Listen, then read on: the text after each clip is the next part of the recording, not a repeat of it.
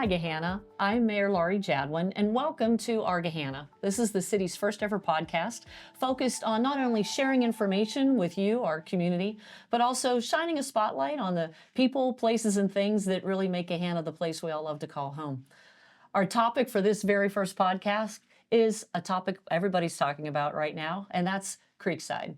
The future of Creekside, the district, and what we all want it to be, what you all want it to be. My first guest today, I'm really excited to welcome, is Amanda Morris.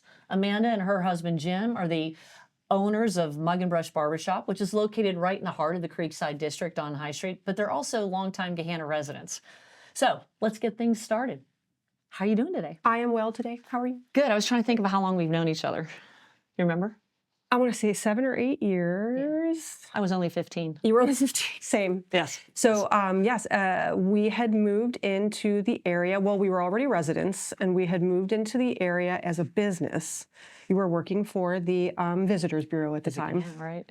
Yep, and we had heard wonderful things, actually, about how great the Visitors Bureau was and how awesome all the ladies that worked there were. So I reached out. I actually spoke to Susan first, and then got connected to you, to talk about, the business and how we might advertise and do some cool things with the city. And you're talk a little bit about your business. So you came to Gahanna first as residents. That's right. Because you were. How did you end up in Gahanna as a resident? How did you do that? So we were in the Short North for many, many years, and the area was changing.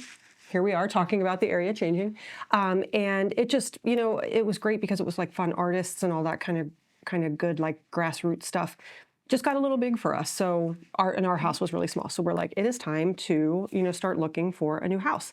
Jim, was shopping, found the place that we live. We live over on Klotz, fell in love with the house. And then we were really familiar with the Creekside area because we came down for, the YMCA, because when it was new, it was the best one kind of in the area. A lot of like food. We loved El Reposo, some things like that were down here at the time. And so we moved over here resident-wise. And then one day I just was kind of driving down the street. We had been talking about moving our business, also expanding at the time. And I was driving down High, kind of to circumvent Mill. High Street here in Gahanna, not High Street in Columbus. Sorry, High Street, Gahanna. Just making sure we're clear. 43230. We were coming, I was driving down High and noticed there was a little tiny building that said for rent. And I actually reached out to some local realtors too and said, hey, can you connect me with some people? Like, what if these people want to, sell their building? And we kind of got in that way. So we own a barbershop. It's called the Mug and Brush Barbershop. I was going to say, can you tell? What's the name of it? We own a barbershop. It's called Mug and Brush Barbershop. And if you have not been there, you just need to go in there because it's a really cool place just to see the inside. I was going to let you do the plug. Okay, I'll do the plug. I'll do the plug. Not me. I was going to let you do it. So we were looking to expand and to have more of a barbershop that was kind of less like traditional with like the one big room with barbers in it, and we kind of wanted to have some space where people could have a little bit more of like personal space in the shop. So came across 153. It's like a little old house from the 50s. Turned out perfect, and we didn't have any trouble getting in there and setting up. Launching your business. Yeah. Absolutely, yeah. So it's been about 7 years, I think, now. So we'll go back to the inside. So when you walk in that personal space, it's really cool. Again, if you have not been inside, the walls are adorned with paper bags that are pieces of artwork. The bags have moved. The bags have moved on, but we have paintings. So. Dan Perlman did not tell me that. He gets his haircut there all the time. He did not update me on that. So that's true. We launched with the lunch bag art. So one of the things that Jim wanted to do, so I help, but Jim's the main barber there. So, I don't cut hair, unfortunately. You won't see my gorgeous face cutting hair there. But we launched with kind of the plan to change art. We wanted to do kind of like every couple of months. Right, because you were going to move. I remember the bags were there actually for a while. The bags were there for a while. When I first met you and we saw those, you told me that, we're going to change it out and move them on. Yes. The bags stayed there for a while. People love them so much. I know, they were beautiful. And so we couldn't let them go for a really long time. So what that series was a local tattoo artist, our tattoo artist actually, did lunch bags for his son every day for kindergarten through 4th grade, and they're all snack themed, lunch themed. That is on Instagram at Audience of One. If you want to see those, they are they're available on really awesome pieces. So they're of work. Great, like full illustrations, with lunch and snack themes. So they were really funny. But currently we have a local painter named Brad Sutton. So that's what's in there. Yeah, to come. He's just got. All right, it's very abstract. We'll go there after this, and there's a bazillion of them, and they are for sale. Excellent. So there you go. Excellent. So you opened the Mug and Brush Yes. shop on High Street in Gahanna. We did. 7 or 8 years ago. And I know we worked a lot together because I knew you and Jim were wonderful about just getting involved in the community and just becoming immersed with partnering in events. Jim may have ridden a fire truck during a particular holiday celebration dressed in a costume, but in case there's kids watching, we won't go any further than that. But I know he just really enjoyed that, and he did a great job as that too. So you've been in Creekside now for a while. Yes. So how's that been as a business? Pros, cons, how's it working for you? So pros, I think, community-wise, it's small.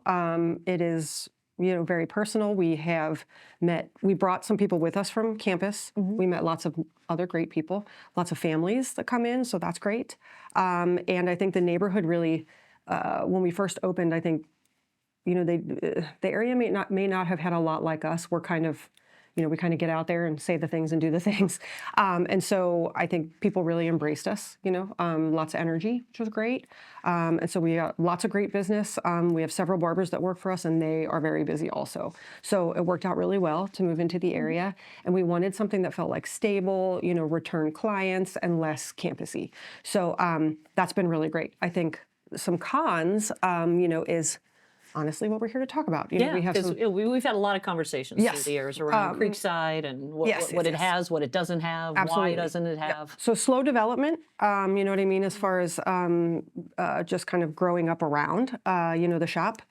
Lots of dead kind of properties, so we would like to see some vibrancy come, to the area. We would like to see some, the area has great energy. Everybody is really excited. Everybody wants to do fun things, but, kind of seeing the resources and the energy to do more fun things and to grow up around the area, I think would be great. So when you say, because we hear that from residents a lot, right? You pick up social media. I mean, you could go through the years of what's wrong with Creekside, what does Creekside need, why can't Creekside keep businesses, all those things. So when you say you want to see it be vibrant, what does that mean to you as a business owner? What does that mean? I think we need more people in the area. We need more people to do things, more people to bring things. And then, once that kind of starts to happen more, I don't think it's events. Everybody's like, why don't we have events? I'm sure that's one piece of the puzzle. But, I think it's kind of what comes first, the chicken or the egg. We got to get some people, right? We have to get some, I think, more, what's the word? Like kind of saturate that area, right? With people and families and people who want to go to these businesses and kind of start to build it up from there. Do you, so you've been down there for a while, and I know you spent a lot of time in the shop, even though you're not cutting hair. So do you have the opportunity to talk to other folks in the area, other business owners? All the time. I mean, what's that conversation look like? I think that the public in the area really, they want things. So they want, really great restaurants. They want mom and pop restaurants. They want, little wine shops, and they want places that they can kind of, get a drink and walk around and just like explore. They want things to be able to do with their kids that's safe and fun and interesting. So I think it's easier said than done to just say one thing and say, well, we need that thing, because we also need people to go to those things. Right. I, go to grocery stores around the area, and there is a chain, hair cutting chain that, I see people go in and out of all the time, so they shall remain nameless, but, talking a lot about mom and pop stuff. They want mom and pop. They don't want change. They chains. They want more, small businesses to go to. But the flip side of that is that if those things are going to come, people have to go to them, right? People have to patronize those businesses, and let go of McDonald's and the nameless haircutting chains. So I think that's, a lot of what we hear. Well, I was, as you were talking, I was sitting here thinking that there was a reason why. Besides the fact that I absolutely love you and you have phenomenal energy, and we've had so many conversations previously, but there are certain places you can go where there's a lot of gossip and people talk and they feel safe talking, and that's getting their hair done, whether it's the barbershop or the salon. Everybody talks to their stylist, and you get to hear things. So you just, as you were talking, I'm thinking you were just talking about everything that you hear from folks. So I appreciate you sharing all of that. So we talk. Interesting bringing up about supporting the local shops and the local mom and pops, because one of the things that I hear from residents is, well, why are we trying to compete with Easton? Do you think Creekside's trying to compete with Easton? Do you think Easton is how do you think Easton is impacting Creekside? Maybe that's a better way to ask it. Does it at all? Or are they two separate and distinct things? I'm gonna be honest, I guess, for a minute, that like, yes, it does impact Creekside currently in a sense that people go there and not to Creekside. So that's, I think, how it's impacting right now. Like there isn't anything at Creekside is what. Because we don't have the offerings here, so they're going there because that's the closest. Yes, there are. I mean, there's a handful of restaurants. Easton has a bazillion restaurants. There's a handful of shops. Easton has a bazillion shops. They have the splash pad for the kids. So frankly, I think people are probably going to Easton and not to Creekside. So if that's a big impact. And so I think if we brought, I don't know if it's going to be a situation in which we're like, why are we competing with Easton? But it's like kind of bring some of those things closer to home and make it, attractive for families to go, closer to home and to, patronize the businesses that have been brought to the area, right? Like I think that they can be similar to Easton. I don't think that's a problem. They can be different. Well, you mentioned the mom and pop stores, right? I mean, what's mom and pop at Easton? Correct. Mom and pop, yeah. We have so many phenomenal mom and pop shops, restaurants, Lola and Giuseppe's and Gahanna Grill, those kind of staple businesses here. Even 101 Beer Kitchen. I mean, they have now several locations, but it still feels like a really hometown. Restaurant's not a chain like a national chain. Yes. So we have those there, but yeah, you're right. I mean, people need to be able to support those places. Yeah, for sure. But you can only we need more variety. That's what I'm hearing you say. Yeah. For sure. So with it, I'm assuming you're familiar with the project. We're talking about the proposed mixed-use project down at Creekside. What were your thoughts when you first saw it? I think I was excited. I'm sure there are people who, are hearing about the project and who, have attended some of the meetings that have big opinions about small little nuggets of each of the details in the plan. But I think what it's important to remember is that the plan is kind of if you look at things on corporate, I come from corporate America, so it's like you're looking at it at 30,000 feet. Here is the plan. We are going to bring people. We are going to bring apartments. We are going to bring more variety in shopping and eating and, in entertainment. And so it's exciting to see the city thinking about those things. It's exciting to see, the city planning ahead for those things, and to really talk about like we have heard the public say these things, so we're going to bring those things, right? But sitting in some of the meetings, it's really funny because I think people are getting really hung up on like teeny tiny little details of things where we're right now at 30,000 feet. So right, like it's not, hey, don't be upset because the splash pad's going to be on that side of the fountain and not on this side. We're not talking about that yet, right? So I think it's important to look at the bigger picture, that like all of the things that we are asking for and all of the things that we are seeing happen at Easton and in Hilliard and in Dublin are going to be happening, and that we are planning for that. Sure, and I mean, and honestly, so those issues you're talking about, those are things that our staff, and our council members, they want to know about, so that as we move forward, we can pay attention to those and understand how to address them. But yeah, you're right. I mean, some of the things that are being talked about, like, yeah, we'll get to that. But right now, we have to get past step one. Yes, right. We're up here right now. But let me ask you. So you're down on High Street. It's not on US 62. No. So we always hear, one of the things we're hearing about is traffic and parking. So as a business owner down there, are there any issues or concerns that you have? Because we want to, I want to know, like, what are the potential negative impacts if this development project moves forward, and as we continue to work on it, what would be your concerns and things that we need to keep in mind as we continue, not just this project, but anything that could come down the road in the future? Sure. I think that a concern might be that, a small concern might be that businesses who have persevered through the times where it's a little more quiet, it's a little less built up, may be kind of like shoved aside in favor of some of the larger businesses or in favor of some of the construction, for example. So I'm not particularly worried, but I think that other business owners that, we know and we talk to, express concerns a lot about being like cut off from viewpoint, from view of 62, or that now, the way that they have to, the way customers might have to walk around to find them might be harder.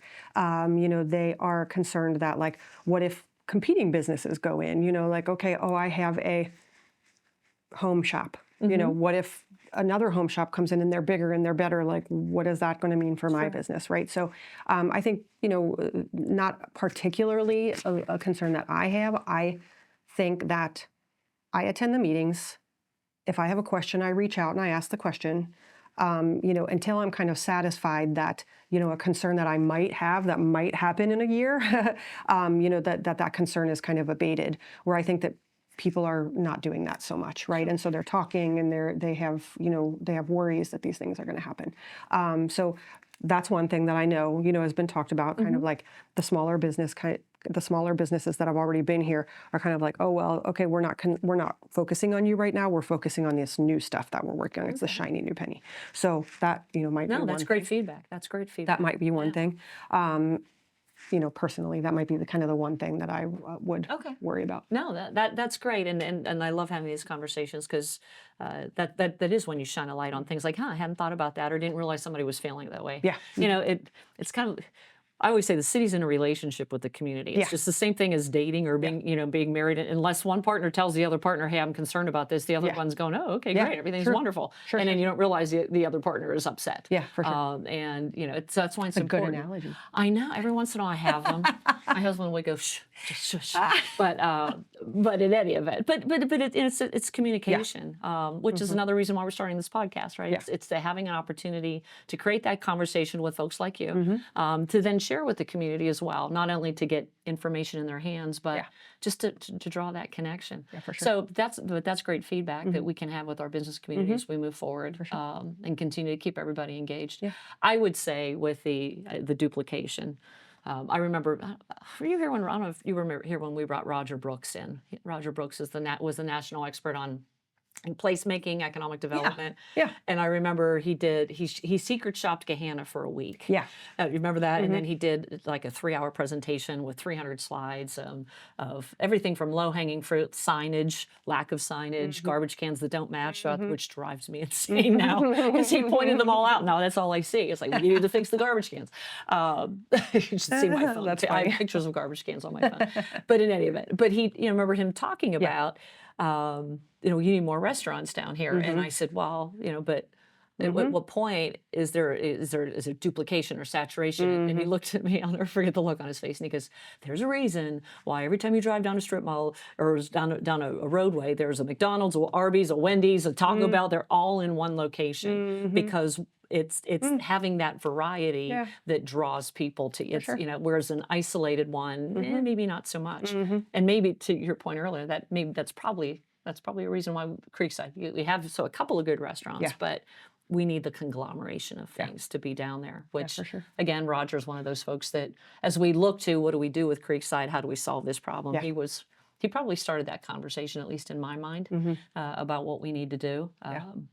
But I mean, it'll be good to have variety, but that's a really good point, right? You have McDonald's, you have Wendy's, they both have hamburgers. Okay. Yeah.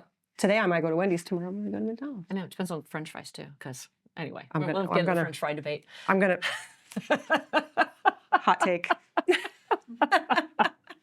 Next time we'll have to come back and we'll do food. In Cincinnati, it's Skyline and Gold Star. And I will cut you for one of those opinions. Okay, we'll move on. We don't have Gold Star here, so we don't have Gold Star here. So we're fine. Everything's fine. We're good. We're good. You know what I always want? Remember, I always wanted to do like a hamburger war for Gahanna. Yes. You think about all the places you get a great hamburger. Yeah, here in because Gahanna. Sexton's just opened their burger. I know. I know. And pizza. Well, we used to do Pie in the Park. Was it? Is that what we call it? Pies in the Park. Yeah. And think of how all the different pizza places. No, I think it was COVID. I didn't come back after that, but. How much fun would that be? Yes. Sorry, we digress. I like it. We're on a different path. I haven't had lunch yet. When we're together. This is so mean. This is so mean. I haven't eaten lunch. No. All right. Let me ask you. So, you're Gahanna resident. Yep. Gahanna business owner. Yes. Look into your crystal ball. Okay. 10 years from now. What does Gahanna look like? What does Creekside look like to you? I think that's a good question. So, I think that. Based on what we've been talking about for the last couple of years, honestly, but based on what we saw in the recent meetings, it's going to be new. What do you want it to be? Sure, it'll be new. That's not a bad thing, right? There's going to be a lot of newness, which will be great. New buildings, right? New kind of reskins on the Creekside area itself. There's going to be a lot of new people here, which I think is going to be really important.